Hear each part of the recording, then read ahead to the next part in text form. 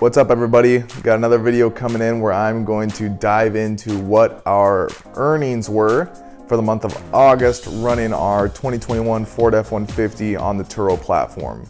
August was a pretty good month for us. Recovery from July, which as you may remember was a fairly slow month, pretty surprising for the summer in our area, but the truck was out for about 14 days in total of the month, so about half the month it was out running on trips, which is what I like to see.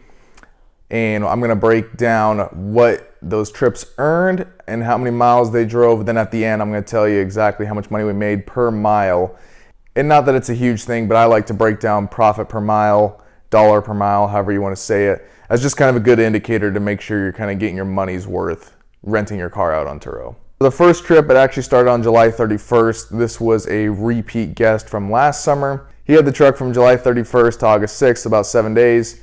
Made $714.86 on that trip, and he drove the truck about 488 miles. This was a guy, had the truck last summer, so I was fairly confident that he was going to take good care of it as he did last year. Definitely one of the guests that I love having, just because they're easy to deal with, they communicate well, and when he dropped the truck off, gas tank was filled up, truck was clean. The second trip of the month came a little bit later, August 18th to August 20th.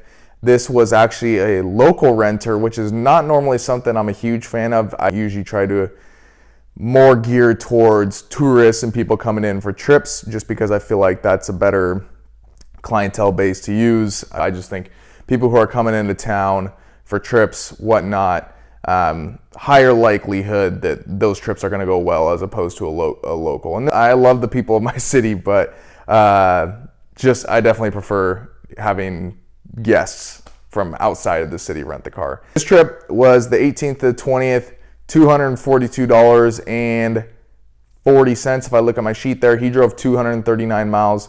This guy's trip, pretty easy. He told me he was just gonna use it to go camping. So he basically drove, from what it sounds like, a little bit in the California side, and basically the car just sat there until he drove back. So not a whole lot of usage, which was good. You know, you try and prefer that your guests aren't maxing out the miles every day, because obviously you want less wear and tear in your car. So for 239 miles in that period of time, I was fine with it. Pretty easygoing guy. The only thing I have to say is he said he was going to leave me a review, and he did not. So that's my only bone to pick with him. But other than that, everything went great. And the last trip of the month was a guest coming in from out of state. She had the truck from August 25th to August 30th. And in that time frame, we made $430.83. She drove the truck for a total of 605 miles. She told me when she was renting that her and her son were doing some camping trips, so they took the truck camping out for a couple days. This one was a little bit strange because as you can tell, the video is going to drop early on the 30th here. And so technically her trip's not done because her drop off isn't until 5 o'clock tonight.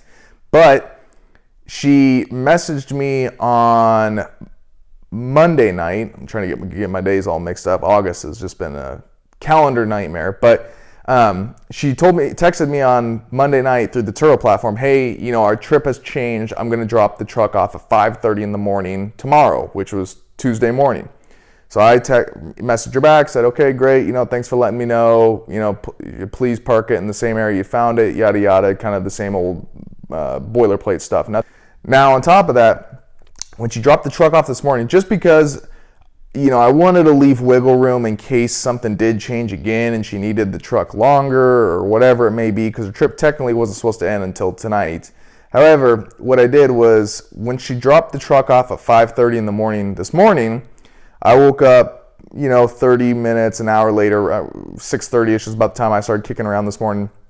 And I saw her message that she had dropped it off, same spot, yada, yada, no problem. So at that point, then I message her and I say, hey, okay, you know, thanks for dropping the truck off. I appreciate it and glad everything worked out on your trip. If you would like to save some money, you can change the trip in Turo to end early.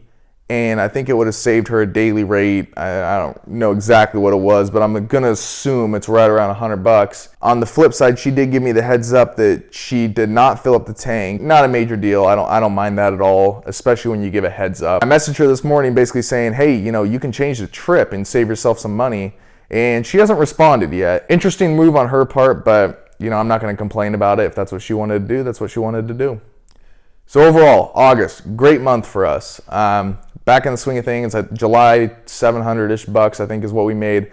August, we're gonna be just a little bit south of 1,400 at $1,388.09 to be specific. I got my notes here just to be certain. We had a total of 1,332 miles driven on the truck. When you factor that out, dollar per mile driven, it was $1.04 for every mile. Now, there wasn't anything major issue-wise with the truck, no damage inside or outside. The only thing I did notice, which was kind of a blunder on my part, is our center console on the back has cup holders. Now, I was realizing when I was inspecting the truck a couple weeks back that there's some, there's some pinchers on the inside of the cup holders that basically, if you have a smaller cup, it gives it pressure to keep it in position. And if you have a bigger cup, they kind of expand back to the wall so the cup fits well. And I realized that those pieces were just completely out. Like, there was no pressure on them keeping it up in case you had a smaller cup. So that was one thing I did on my own, whereas I fixed the cup holder. I was a little bit nervous about doing it because I don't like doing a whole lot of work on our truck just because it's newer. The engine, for sure, I'm not as confident doing anything with that as I am with an older model car. Like, probably a month ago, my dad and I replaced the radiator in his old truck. So if you would like to see videos on things like that, things that I'm fixing or working on with cars, comment down below and I'll take some videos of it next time. I just completely spaced on it this time. I got to the end of it and thought that would have been good to put out there so people can see how easy it is to fix these types of things. Now, looking forward to September. September for us is probably going to be the best month of the year. We have 3 trips on the schedule so far. The first 2 are standard, I think about 4-ish to 5 days each.